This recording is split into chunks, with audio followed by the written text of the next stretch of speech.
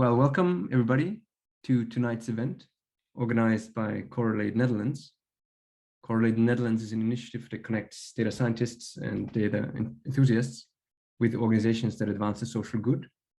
We've about 300 people in our Dutch network and over 1,000 abroad.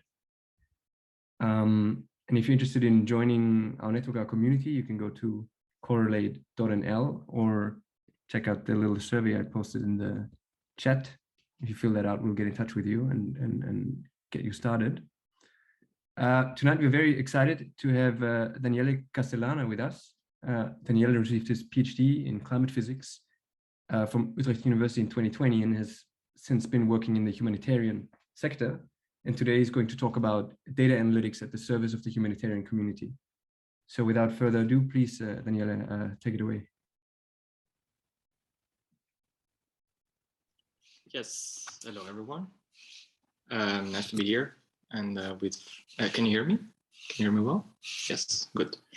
Nice to be here. Actually, we've been in contact with Fabian for very long. I checked today, our first contact was in May. Then eventually we managed to arrange this. So I will share my screen. Today my laptop works a bit funnily, so I hope everything works. Give me a second.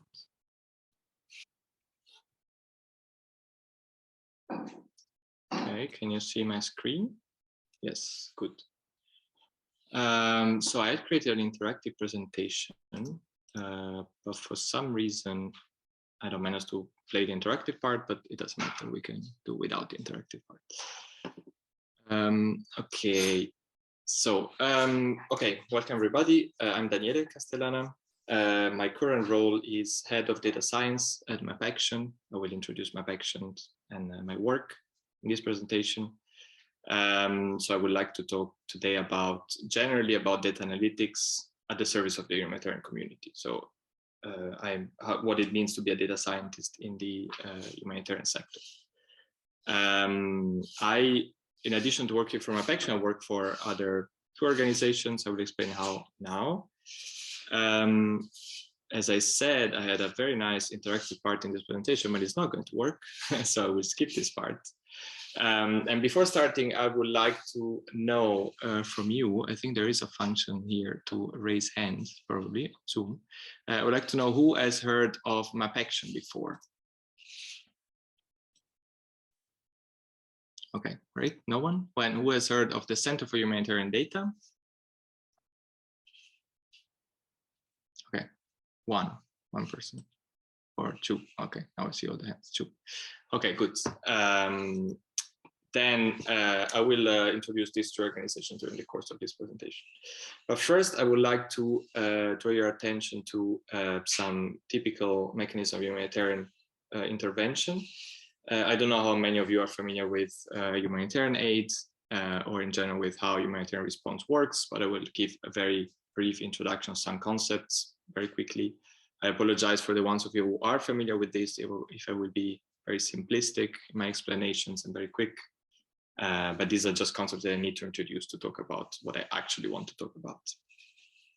So what you see here is just basically there's a timeline in the bottom. So there are two arrows, but time goes from left to right. And you imagine that at some point there's some kind of shock, some kind of event. So usually we call it disaster or humanitarian crisis. You can think about this as, for example, a big natural disaster, such as flood or drought or cyclone, or you can think also about man-made disasters like wars or any kind of shocks you can imagine. So the typical, so basically this timeline is there because I would like to draw your attention on different possible humanitarian responses. So one is called more proactive. So an area of the humanitarian response is called more proactive and another area is called more reactive. So reactive means that you act basically after the disaster, whereas proactive means that you act beforehand. So typically, the traditional emergency response, humanitarian response to a shock is what is called emergency response. I'm not going to give a proper definition of this, and the list I have there is not meant to be exhaustive at all, but these are just some of the things that you've probably heard or you've seen, depending on your experience in your job, But you can imagine that a typical emergency response happens via several methods, several actions. So we can have that there's a whole part regarding analysis and assessment, post-disaster. There is mapping, there is rescue operations, food distribution, shelter provision, medical supplies distribution, and so on. This is just a typical traditional response. On the other hand, you also need to imagine that there's a lot that is done actually proactively. And one of these big concepts in the humanitarian world is preparedness. This is probably the longest piece of text that I have in your presentation. This is just to give you a definition given by the World Bank, in this case, about preparedness. I will read it. Preparedness means improved capacity to manage crisis through developing forecasting, effective early warning, and contingency plans. Preparedness activities also include strengthening the capacity of local organizations to plan for and respond to the effect of disasters. So you have to imagine all those activities that go before the emergency. It is to be noted that preparedness doesn't necessarily mean preparing to a very specific disaster at a certain point, but it can also mean general preparedness, for any kind of disaster in the future. If you just give me a second, I think I will just make it even bigger so that you don't see anything else on the screen. Okay, you still see my presentation, right? Yeah. Yes, because I needed the previous one because I was hoping that the interactive part worked, but it doesn't anyway. So then it's better to have it like this. In another big concept related to preparedness, but not coinciding with it, is anticipatory actions. This is probably something you've heard. This is something that is becoming very popular in the last years in the humanitarian sector. And for anticipatory actions, we mean those actions that are taken specifically in anticipation of a certain crisis. So this can happen before the shock, or basically just after the shock, but basically before the typical traditional, the typical response, emergency response has started. And the intent of this anticipatory action is to mitigate the impact of the crisis and improve the response. I want to give you a better idea of what this means. So if you imagine a graph with time on the x-axis and humanitarian needs on the y-axis, you can imagine the typical traditional response as this line. So you basically have, at some point in time, you have your humanitarian needs going up. So you can imagine that at some point there's a shock, an event happening, and then you have your humanitarian needs indeed going up. And then these humanitarian needs will be at some point satisfied or starting to be satisfied, and then you have this curve going down in time.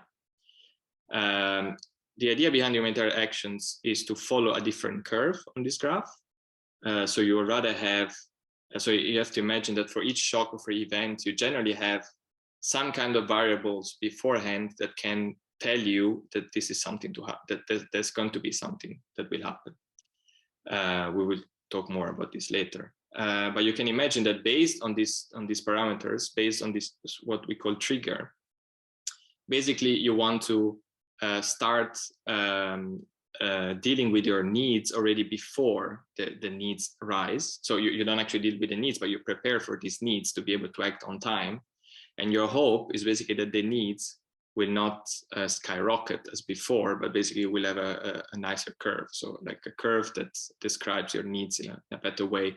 So you will have less needs because you already basically provided some humanitarian aid in advance, and then you can plan better in time. So this whole idea behind anticipatory action, very abstract, I recognize for now. So your impact can be basically identified as some kind of integral of the time that humanitarian need in a certain sense. And according to this graph, basically the area between those two graphs will be your impact reduction. So this is a full picture of the graph I presented before. So you have the reactive mode and the proactive mode. So these are concepts that are useful to me to talk about what I'm going to talk in a moment. Now I think it's time to introduce you to my organization, which is called MapAction. I'm going to tell you a bit more information about it in a moment, but basically you can imagine that, I'm sorry, some of these icons are a bit blurry, but I took them from another presentation. I didn't have time really to make them more smooth. So basically, you can imagine that MapAction works both on preparedness, anticipatory action, and emergency response. through several tools, several methods.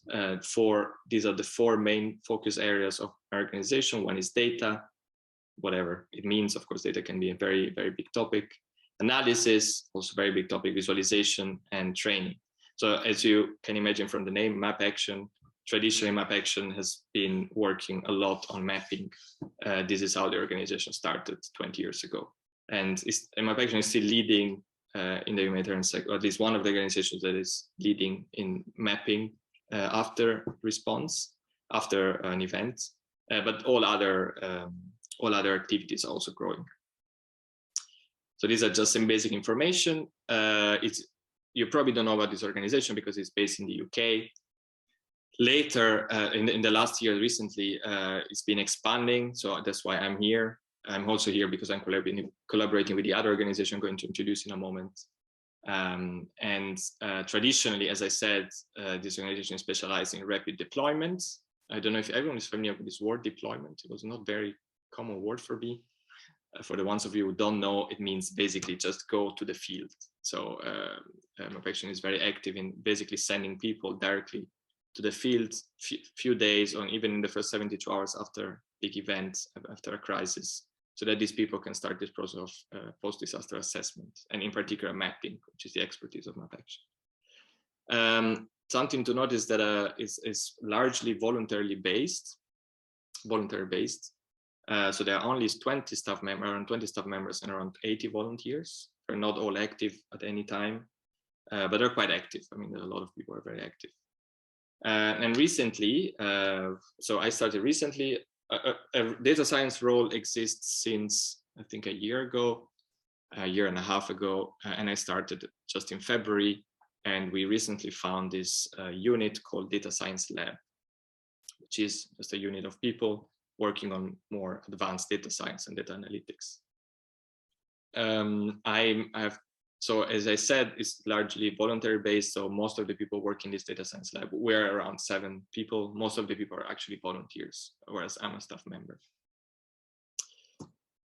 The other organization I'm working for is called Center for Humanitarian Data. You see here in the bottom of the page, the logos. So actually Center for Humanitarian Data is a data unit of UN OCHA. Probably many of you heard about OCHA.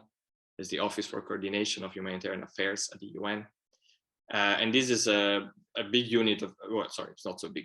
Let's say it's a very specialized unit of the UN. It started, I believe, in 2017 or 16. And it started with this, basically with this, with this focus area called data services. Some of you might have heard about HDX. This is a big repository of humanitarian data that was started by OCHA some years ago. That's why the center was born, actually. And this is now considered to be kind of the baseline or the standard for much of the humanitarian data that is used, at least in humanitarian response. Later in the years, the focus of the organization expanded. So there are now 4 teams. In particular, I'm part of the last team called Predictive Analytics. And the reason why I'm here is because the two organizations, MapAction and Center for Humanitarian Data, signed a memorandum of understanding, and they have an agreement according to which basically I work 50% for one organization, 50% for the others. Ideally, this is to enhance collaborations between the two and also allow for knowledge transfer. And by the way, this is based in The Hague, as you can see from the dot in the map. Next part is I would like to start talking about data analytics in the humanitarian sector, and I would like you to reflect on what is the added value for you. I guess many of you are data scientists or anyway working with data. What is the added value that data science or data analytics can bring to the humanitarian sector? I have to say that in this presentation, you will see me using interchangeably data science, data analytics. This is probably something that I should not do in front of data scientists, but allow me to do that. Often in the humanitarian sector, these concepts, you have to imagine that this is not like historically a very technical word. So these concepts get very blurred. When you talk about data science, you mean any kind of data analytics you can imagine. Again, this is not working, so I will skip this. I wanted you guys to reflect on what the added value is. These are some of my ideas. I'm very open to hear other ideas. By the way, I didn't say it in the beginning, but you can, of course, stop me at any moment. I know there's enough time later for discussion, but you can also stop me whenever you want. You can raise your hand or just talk. If I don't hear you, please raise your hand. So these are the big points for me, at least, that data analytics can bring to the humanitarian sector. So you probably know many of them. I'm going to go through them very quickly. So as you know, data science, data analytics allow you to analyze big chunk of data at the same time. It can allow you to discover a pattern that you wouldn't be able to discover yourself, let's say manually. It can make a lot of workflows automated. This is something, of course, very well known, and maybe data analytics or automation or data engineer has been present in the commercial sector for ages. But this is something still quite new in the humanitarian sector, and you will be surprised to know how many people are unaware of the potential of data analytics and data engineering, and what this can bring actually to such a sector. Another big part of this is, in my opinion, having a systematic and some kind of unbiased data way of doing data analysis. So unbiased, that doesn't mean, of course, that whatever you will do with automated data analysis will not be biased. I mean, any kind of analysis is unbiased to a certain extent. But you can imagine that often if you perform certain kind of analysis by hand, you will be probably biased by a lot of subjective assumptions, which are often very difficult to control. This is probably very abstract, but if you work in data analysis or data science, you know, I guess you know what I'm talking about. So often when you design some automated tool to do some data analysis, there are probably biases there, but at least I think you have more control on the assumptions, or more control on your caveats in your model. And finally, big thing, reproducibility.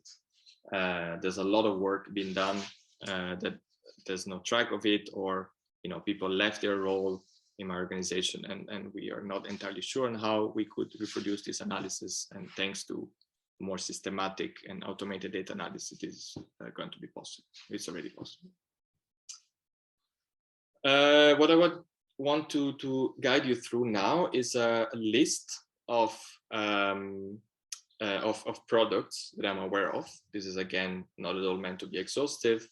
These are just some examples of applications of data science and data analytics in the humanitarian sector. I'm not going to go into the details of every single project, but I'm just going to give you some hints about it. We can talk about it for what I know about it. I don't necessarily know a lot about each project, but in case I have the links, and you can totally look on the website or GitHub of these organizations that are written there, and you can find out more. So there is a very interesting project created by the British Red Cross about risk assessment. In particular, that component of the risk that has to do with the vulnerability. Vulnerability is also a very important concept in the humanitarian sector. You're probably also somewhat familiar with that.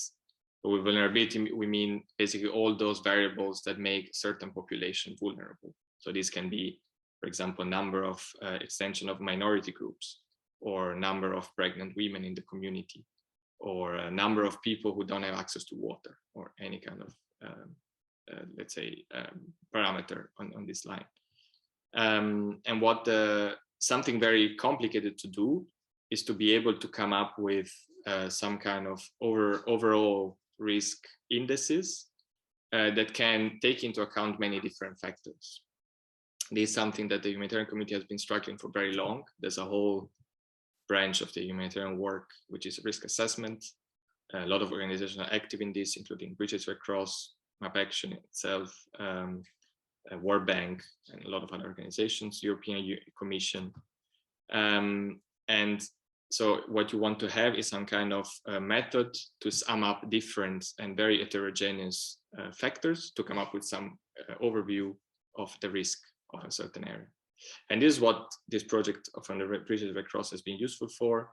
So they use some unsupervised machine learning methods to collect different, so to, let's say, mix together different factors and study correlations between these factors, and finally come up with some kind of unbiased measure of risk. This is an example for the UK, but this method is very general, can be applied to any country, provided that you have the data, of course, which is one of the big issues in the humanitarian world. Second project, this is not necessarily one project, but this is rather a field called Predictive Analytics. This you probably remember is also one of the main, the name of the team I work at the Center for Humanitarian Data. But this has to do with really predicting impact and predicting natural disasters. So this has a lot to do with anticipatory actions, as I explained in the beginning. These icons are actually very well established, and probably they're quite self-explanatory, but the first icon means diseases and epidemic risk. The second refers to cyclones, the third to floods, and the fourth to droughts. These are some of the main hazards that anticipatory action predictive analytics has to deal with. And there's a lot of work being done by many organizations, and in particular by the Center for Humanitarian Data in this. Third part is some very interesting piece of work done by actually an organization in the Netherlands. I don't know if any of you is familiar with 510. This is the data unit of the Netherlands Red Cross. I'm actually not sure if anyone gave a talk here from them. I know just, for example, Jacopo Margutti, who is a data scientist working there. And he has developed, together with other people, a very interesting tool to, I don't know, if he gave a presentation, he probably talked about it himself. I will just recap this. This is a very interesting tool to study satellite imagery, and through different algorithms, including some computer vision algorithms, you're able to determine what percentage of any certain building has been damaged. So you can imagine there are different levels of complexities in this analysis. First of all, you will need to detect, to take a satellite imagery image and be able to detect the buildings. And the second step is to be able to, among those buildings, detect the damage. So this is something that is done by this tool. You can look at the GitHub page, on the GitHub page of 510, and you will see it. This is quite interesting. It's quite a unique in its. It's quite a unique tool to be able to do this. Just one thing, you have to imagine that something like this has been done, of course, already also before, but largely this has been done manually. So you can imagine that there can be, probably in this case, the manual work can be more precise to a certain extent. On the other hand, the capabilities in terms of extension of the imagery that you can analyze manually, of course, you can imagine that this is very, very small respect to what you could do in an automated way. Another piece of work, it belongs to, actually, this is using extensively NLP, natural language processing, to extract the relevant information from documents. This is something where this organization called DEEP has been very active into. So some of you might know about this very known website called Relief Web. This is one of these big repository of humanitarian documents before and after emergencies. And often this website gets crowded with documents and analysis and information from any organization, any actor in the humanitarian sector. And it's very often it's very difficult to get relevant information, so to summarize the information contained in these documents. And there is a tool developed by DEEP that allows you to basically, sorry, I think DEEP is rather the project. The organization is called Data Friendly Space. But the project consists in a way of tagging documents and retain relevant information from them. And in this way, you can easily summarize documents and big amount of documents. So an additional, so for now, there's nothing related to actual, let's say, data science or a certain way. So this is machine learning, but then DEEP, Data Friendly Space, developed a new module, which is called assisted tagging. So what it does is using, as I said, NLP to be able to actually look into this document and try to extract relevant information in an automated way.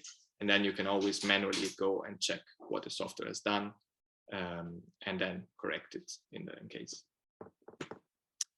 Another part, we're almost at the end of these projects. There's another one, again, developed by the Netherlands Red Cross, 510. It's quite recent, and this has to do with data anonymization. So this is another interesting tool that, again, uses NLP to be able to anonymize documents. So in the sense of detecting names in a document and be able to obscure them so that these documents don't contain any more sensitive information and can be disseminated to a large crowd. Finally, two projects that belong to MapAction itself. These don't have much to do with machine learning, but more with some kind of analysis, automated analysis, or complex analysis of OpenStreetMap data. One has to do with the automation of geospatial analysis, which I'm not going to talk about now because I'm going to talk about in a second. And the last one has to do with data quality assessment. So of ways of assessing the quality of, in this case, OpenStreetMap data. I don't know if this is an OpenStreetMap is something that many people are familiar with. I assume so. So it's to be able to assess the quality of different kind of data in certain territories, which is very crucial whenever you want to, for example, create maps, which is what MapAction does. As I said earlier, there are different modes of the humanitarian response. One is emergency response. So one is more reactive, one is more proactive. I had a very nice exercise here or question about which one of these you think have to do with emergency response and which one have to do with rather this proactive mode. So I will skip the question, but I'm wondering if there's anyone who wants to say something about this. First of all, please intervene if you have any question. Oh, actually, I see something in the chat just now. Oh, there was only a form by Fabian. Okay. And then, so I would like to know if there's any questions so far, and if anyone has any idea of which of these methods, as far as I describe them, of course, you think can be used in the proactive way, so for preparedness or anticipatory action. If no one has ideas, I will reveal it in a minute. So no worries. Sorry, can I ask a question and maybe in the meantime about one of your previous slides? Sure. Yeah. So basically, you talked a lot about like unsupervised machine learning, right? But you also said that even for supervised problems like the one with like detecting the image, how do you get the data? Does it mean that you have like some labeled sample and then based on it you do more like automated labeling? So how does it work? Yeah, you're referring to this, I guess, right? To damage assessment. Yeah. Yes, so I'm not 100% familiar myself with this, but as far as I know, basically there is I think there's a neural network trained with images, with satellite imagery, trained in a way that that there's a big bunch of work done manually, and then you train a neural network to do that, and then eventually you get you're able then to do it on your test data and then on your actual data. Yeah, that's what I say. But I was wondering also about maybe more like general approach when I guess if you're dealing with this like hopefully rare situations, and sometimes you may face the problem of like lack of like label data, lack of like ground truth. What metrics do you measure? How do you know that your model actually improved things? Yeah, I understand. This is a very interesting question. Unfortunately, I don't have the answer. I'm sorry about that because I haven't developed this myself. So sorry, I don't have the answer for that. But there's extensive documentation on this. So if you look for 510 and damage assessment, I'm sure you will find among one of the first results, the GitHub page, and there's quite some documentation. And you also find the context of the people there if you're more interested. Thank you.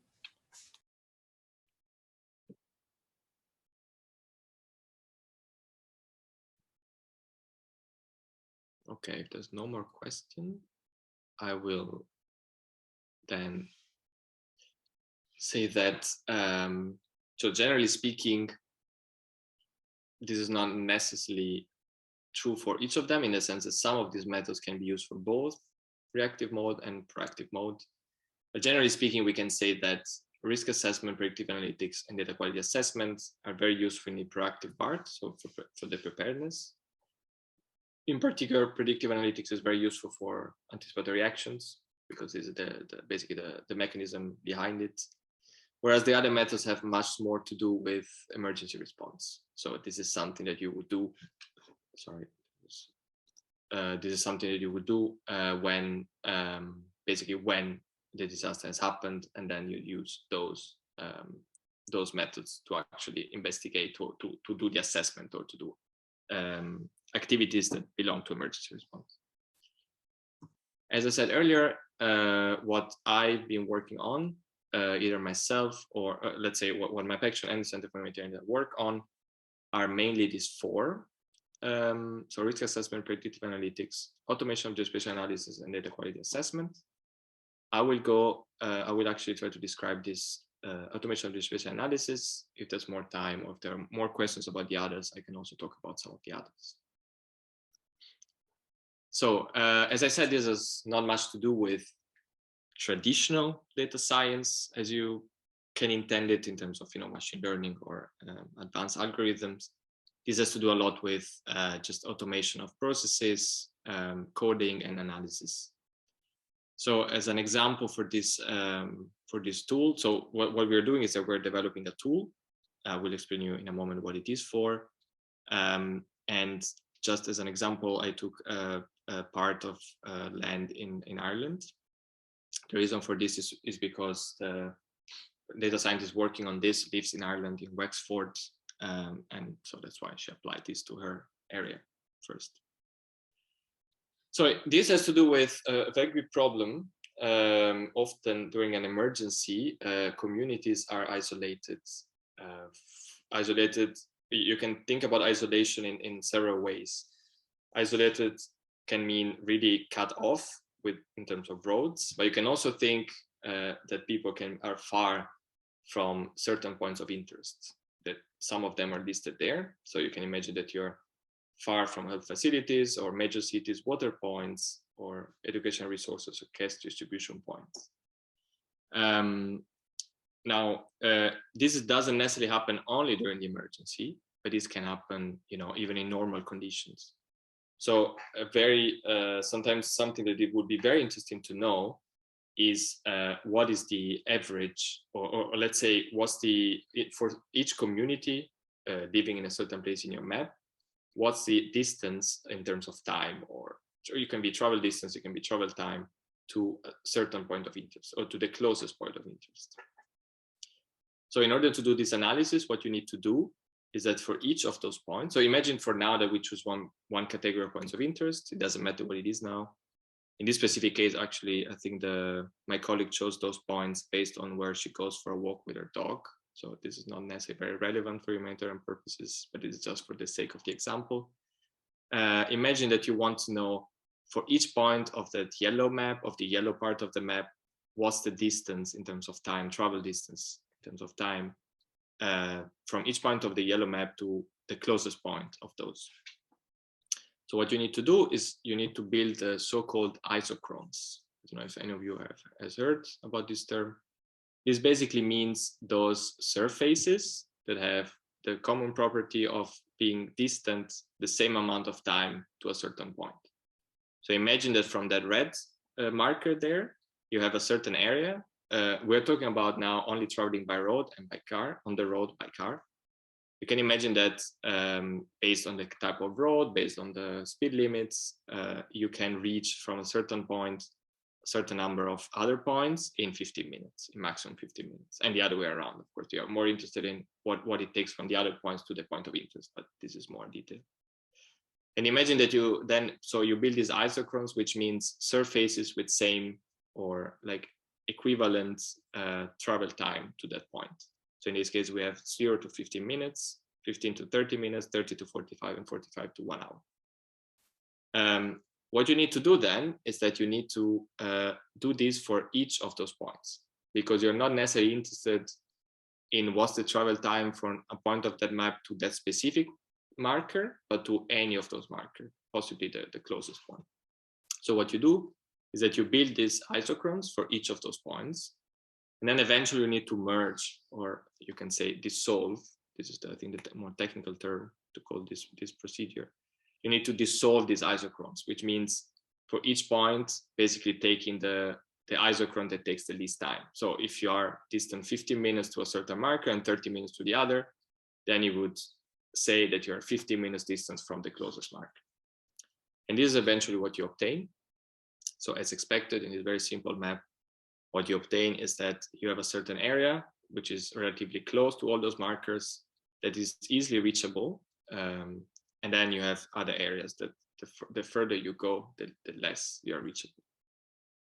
Imagine that you could do this for any kind of point of interest. So ideally, this tool would work in a way that what you need to input is only the territory that you have.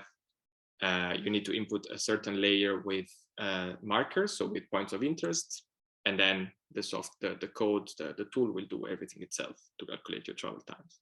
Of course, there are several parameters you can tune here. You can decide to travel not by car, but by foot. You can decide to avoid certain areas. So imagine, as I said earlier, if there's an emergency, there's a flooding in a certain area gets completely flooded, then you cannot walk there anymore. So this area will be excluded by your domain. And eventually you can even decide to optimize this and to assign, to estimate. So if you have population data on this territory, then you can say how many people will go to a certain point and how many people to the other. And this is very strategically important for example, deciding how to distribute certain goods, which could be food, could be cash, could be medicine supplies. Just some words on the technical implementation of this. This is entirely based on OpenStreetMap data. It uses an API from Open Route Service, which is a service developed by the Heidelberg Institute for Geoinformation Technology. And then I didn't show you the actual tool here, but for the graphical interface, so we would like this tool to be available to everyone at MapAction in this case, and potentially externally. And often these are people who are not very familiar with Python or with coding. So we use Trimlit for the graphical interface. See, for the sake of time, I will go to the very last part of this talk. I would just like to say a few words about my experience in the humanitarian sector. I have to say, I read in the description of the event, there was this piece where there was written my ample experience in the humanitarian sector. Thanks for this, Fabian, but I have to say this is not it is not entirely true. I've been in the sector for a relatively short time. I was volunteering earlier for a year for 510, and then I moved to MapAction in February, so it's not very long. But I already collected some experience and some opinions and some feelings about how this has been for me. So I'm going to tell you some of the positive aspects and the negative aspects, and then I'm very eager to know what you think about this. So among the pros, I can say that in this sector, in this field, there's a lot of unexplored paths. So you can imagine that what you do when you arrive in this field is not necessarily something very cutting edge in terms of data science. So you hardly going to work on the last state-of-the-art machine learning model, but you rather there's a lot to be done. There's a lot to be explored, a lot to be invented in a way, if you can use this word, invented. So this is for me very positive personally. Of course, for some people this can also constitute quite a negative aspect, but for me this is absolutely positive.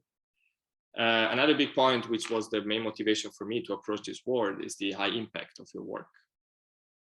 Especially with the Center for Humanitarian Data, when you see that your work has contributed to develop a predictive analytic model, which eventually has led to an anticipatory action with a release of millions of euros in a certain part of the world affected by a big hazard, by a great hazard. And that is something that you feel that you're having quite an impact. Of course, it is all debatable. It all depends what you want to have as an impact, but that's how I feel at least. Another good point for me is the diversity of people and expertise and tasks. Since I've been working on MapAction, I've done a lot of different things. not necessarily strictly related to data analytics or data science, but on the other hand, I've been learning a lot.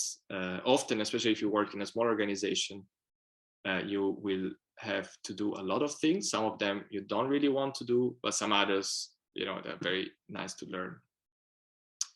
And finally, so as Fabian said, I did my PhD some years ago. And what I appreciated about doing a PhD is this worldwide community of researchers that you're often in contact with by going to conferences, by reading, by just sending emails to people, and everyone is usually very much available. And I have to say, I found this again in the humanitarian sector. And this is something that I really like. I've been to a couple of conferences, and you meet people from all over the world. And you know that you're not working just as a small organization, or you're working more on a global scale. Finally, the negatives. So sometimes, as probably any field where data analytics is relatively new, or where data scientists are a minority, there's the risk of incommunicability. It can happen, that you have your background and your concepts and your way of thinking, and then you have to fight against a lot of different ways of thinking. And this can be tiring at times. Each of us has experienced this in some jobs. Also, I talked about impact. It's not necessarily so easy to see the impact all the time, because you can imagine that often you're dealing with something extremely small or extremely technical that will eventually enable someone to enable someone to enable someone else to eventually have an impact. So it's not necessarily very easy to see your personal impact. The access to funding for data science projects is not very easy. It is not something I have to deal a lot with myself, though a little bit, yes, because as I said, I'm in a small organization, so I get to do a lot of different things. But donors are generally can be skeptical about new techniques or new methods, and basically they tend to favor the traditional emergency response, which intuitively seems to be the way to go, because you can imagine that if you don't have such a background, you can be quite skeptical on the potential of applying something in advance and then release big amount of funding in advance, whereas you would rather wait for the thing to happen and then know more precisely what you want to do. And finally, for me, it's also this job sometimes happens to be overwhelming in terms of tasks.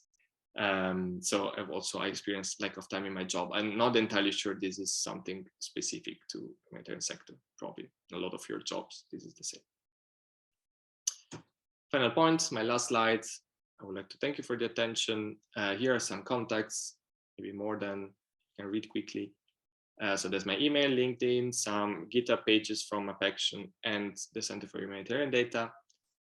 These are the two main organizations I work for, MapAction and Center for Humanitarian Data. You probably read in the bio in the event that I also work for another small organization, which is not humanitarian, but is still in the social sector. It has to do with migrants and newcomers in the Netherlands. I'm also working in this, mainly developing some dashboards and some analysis. If you're interested in this, you can contact me. This is quite a new piece of work, which I'm very happy about. And finally, if you're eager to join MapAction as a volunteer, you're always welcome. You can scan that QR code. You can also go on MapAction page and then follow volunteer. 2 times a year, usually there is an opening for new volunteers. And I mean, in case you're interested, we're always looking for new people. So thanks. Awesome. Thank you so much, Daniele, for this great overview. I would give it up to questions. If you have questions, you can either post them in the chat or raise your hands or just speak freely. We have a couple of minutes. I think Alexis actually posted one in the chat. I imagine. Do you wanna say it, Alexis, or should I read it?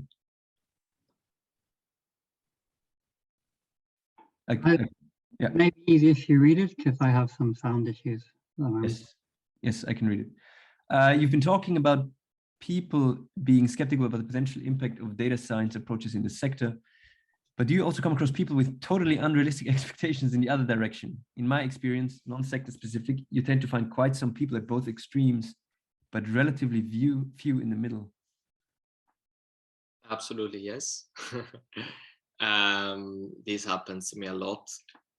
especially when I started my job, you know, yeah, there are a lot of people who, well, okay, I guess most of you know what I'm talking about, right? There's this big aura around data science, and then this is often perceived by non-technical people as some kind of magic that can solve all our problems. Of course, we all know that this is not the case, but absolutely, sometimes it's difficult to deal with these expectations. You know, it seems that because you're a data scientist, then you can come up with incredibly smart and revolutionary solutions every single time, but in fact, you don't have this capacity. So yes, absolutely, this happens. So I agree. The difficulty is finding people in the middle. But I mean, I'm always talking about relative numbers, right? You do find a lot of people who have realistic expectations, and also they're not very skeptical. But we're talking about small numbers, right? Also, data science in the humanitarian sector is we're still talking about not so many people. So yeah, it can be tricky sometimes. Maybe I got a question. oh, yeah. Yes, please go ahead. Can you hear me properly? Yes. All right. Yes. You showed the graph about anticipatory action and high impact, but they are quite abstract. I was wondering if you maybe could, yeah, I mean, if you have some data or did some research on the actual effects of implementing the anticipatory actions, like yeah, do you understand what I mean? A bit more feeling with the... yeah, absolutely, yes, indeed, this was quite abstract. I had some slides prepared for the predictive analytics part. I'm not going to go through all of them, but just I'm going to show this one just to answer your question. So often, so first of all, I think I was abstract in terms of what kind of actions you can take. So you can imagine that for some analysis that we've done in Malawi, and what you do is that, so Malawi has different seasons throughout the year. So the rainy season, the dry season, mainly one rainy season, one dry season. And what you have is basically you can monitor the seasonal forecasts, the climate data, and even also the observation. So the rainy season usually starts in January, and then you have all your growing season. And then what you do is that you basically try to monitor the forecast already in November. And then if a certain trigger is met, so if you're actually anticipating a certain drought or the amount of dry spells, for example, then you release part of the funding. And this funding is used for many different actions. For example, some actions have to do with distributing seeds that can be drought resistant, or digging wells in certain parts of where it's not easy to access water. Or you can even act rather than directly on the agricultural part. You can deal directly. You can already release funding for the effect. So you can already plan. Okay, we know that the drought will generate a problem in food insecurity for the food security. So what you do is that you release fund already for planning of distributing food, or already making it possible that food can already come in those months to supply for the lack due to the drought. But coming to the other part of the question, which you are asking, if I understand correctly, if there's evidence that these anticipatory action methods work better. So if there's cost-benefit analysis done, and then you can see that if you apply this anticipatory action, actually this works better. Is this correct? Is this part of the question? Yeah. Like yes. if you've done comparison, I mean, it feels obviously intuitively, it feels logical to like have the roads available and infrastructures that are readily available. That I mean, intuitively you think that's correct, but if you also have some data to... Yeah, absolutely. So I have to say, I don't have data myself. As I said, I'm relatively new in the sector myself, but I asked this question myself.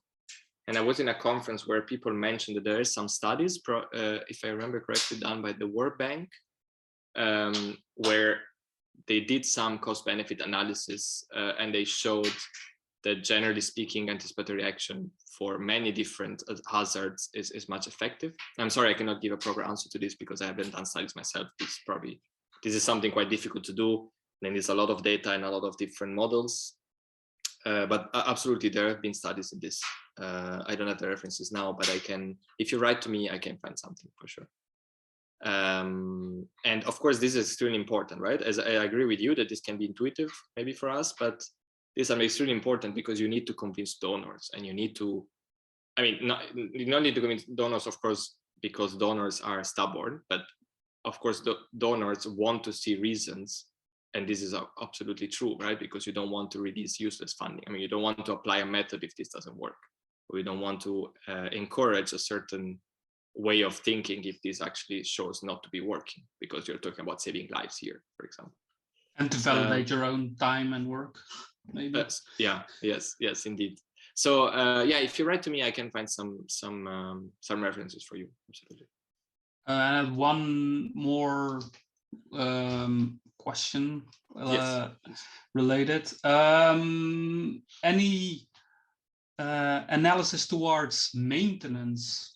Like the big thing right now is maybe Pakistan. And what I've heard and read is that maintenance or the lack thereof is a big part of why it kind of got together like it did. Is there any work being done in that? So you're talking about maintenance of what specifically? Of waterways, of infrastructure, basically. Yeah. And investing in maintenance could have prevented a lot of issues in this. Well, I think in a lot of cases, actually. Absolutely. This is something not necessarily related to data science. That's why I don't know much about it, but definitely this is part of big preparedness programs. And this, so there's a slight difference of it, not necessarily a slight, but there's a difference between development and humanitarian aid. So this is often has to do more with development plans, you know, in which, you know, you try to basically do, let's say, big plans for buildings or for whole for preparing your infrastructure of your country to potential hazards. There's a lot of work done in this, absolutely, but this is not my expertise, so I cannot say much about this. I mean, it is done, but I wouldn't know more about it.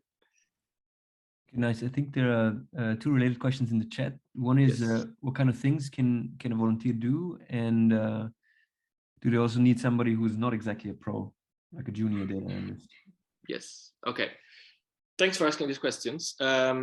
So as a volunteer, you can, there's a lot of things you can do. So what we do in my team, I can say, is a lot of things that go from very simple analysis to very simple coding to developing tools, more like the graphical interface, for example, from statistical analysis to, you know, developing just coding, also potential research, not really academic research, but research into existing tools or existing methodologies, and then doing a review of this methodology and see if we can apply them ourselves.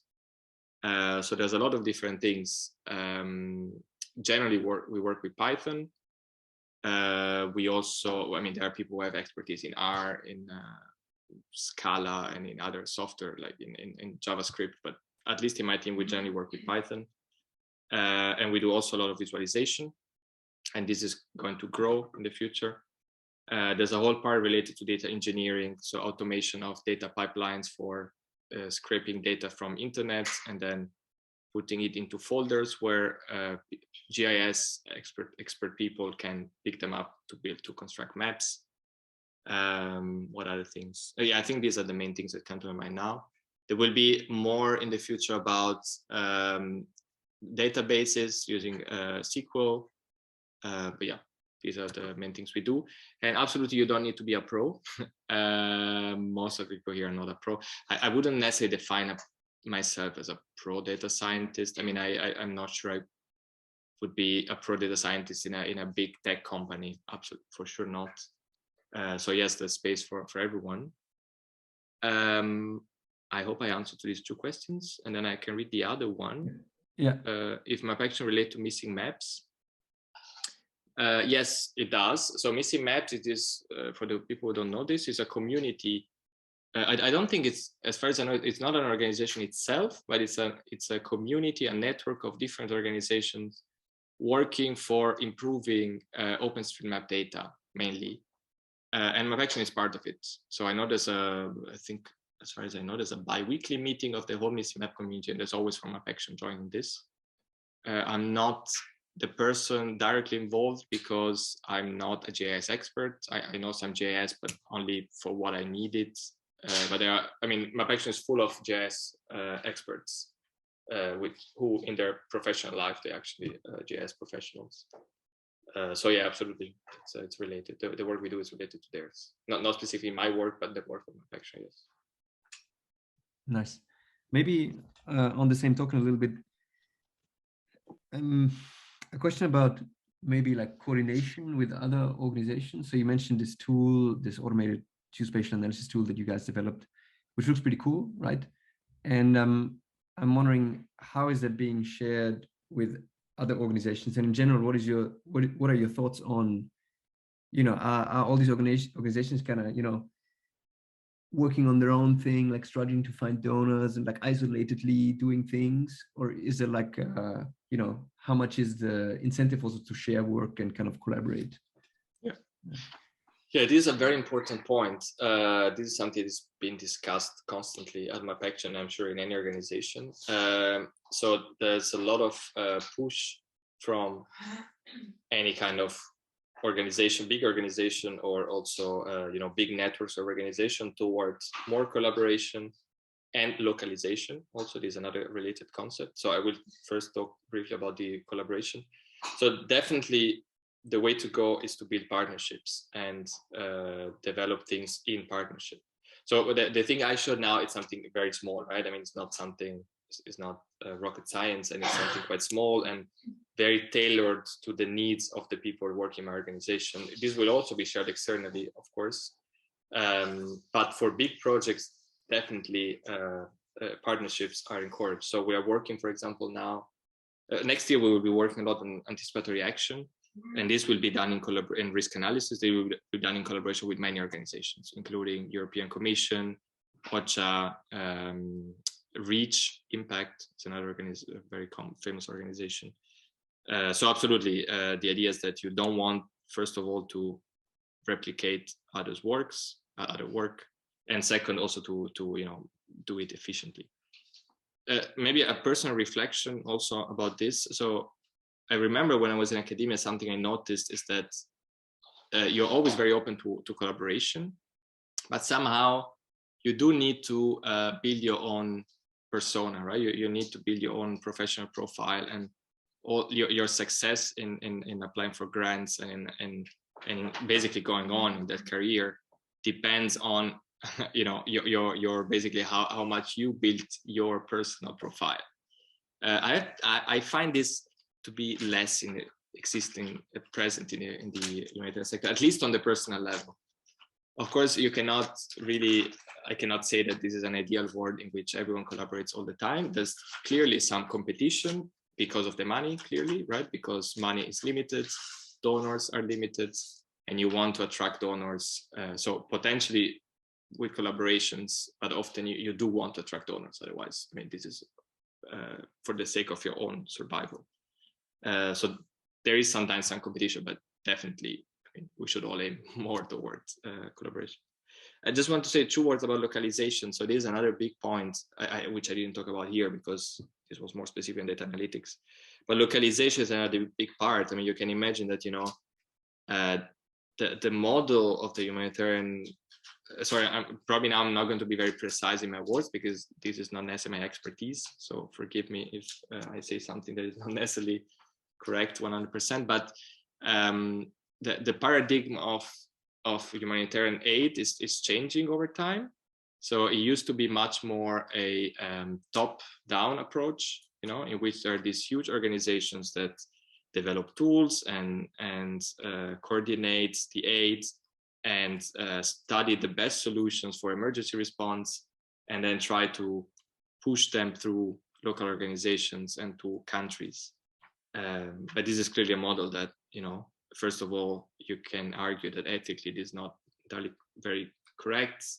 very fair, and also shown to be not necessarily very effective. So in the last years, but okay, probably for decades already, there's been a lot of push toward localization, so toward involving local partners and working with local partners, and always try to answer needs and not, coming up with these already packaged solutions that satisfy you and probably your sense of aesthetics and of a beautiful tool, and then whereas this ends up not being necessarily very useful. So it is another huge topic. If you are interested in this, there's plenty of podcasts and articles about this. So yeah. Nice, thank you. Any other questions? Either raise your hand or speak or write in the chat. When is volunteer recruiting season for MapAction? Many people interested. Yes, wow, that's great. So there's going to be one in November. So please keep an eye on that page. So if you open that link, which is really not, I mean, there's a QR code, but it's literally, if you Google MapAction, you go to the volunteer, this is where that link points to. I thought it was cool to have a QR code there. But anyway, no, there's going to be one in November. So yes, keep an eye on that page. And for sure, we're looking for data scientists. Again, when I say data scientist, to add something more on the last question, if you need to be a pro or not, we call data scientist any kind of data analyst. Okay, so if you know some Python, if you know some statistical analysis, if you have a bit of an analytical mind and some background in technical fields, you're probably suitable for some of the work we do. So we are definitely looking for people with this profile. Yeah, so please take a look there. Also, MapAction organizes very interesting training weekends every 2 months, which are held in the UK, where most of the community is. And there is a kind of they're called training camps, because people actually camp. So you go there every 2 months, you camp with all the others. It's a very horizontal structure in which, you're all together. It seems to be, I don't know if some of you were part of Scouts when you were kids, but it's a bit of a similar atmosphere. So it's a cool place, I think. Nice. Yeah, that sounds fantastic. They should open office in the Netherlands. But there is technically an office in the Netherlands, which opened for me. So in the sense, okay, there is MapAction Netherlands, which at the moment is me. Okay. So, well, you should organize some camping then. Absolutely. Nice. Okay. I also realized that we've been 10 minutes over a bit over time. So if there are no other questions, I mean, I have many, but maybe we talk some other time. Yeah, feel free to write to me on email or LinkedIn or where else. I will be happy to have more conversations. Nice. Awesome. Well, thank you again, Daniele. This has been fantastic. And I hope you get some volunteers out of this also. And yeah, thank you again. And we'll be in touch. Thank you, everybody, for attending also. Thank you, everyone.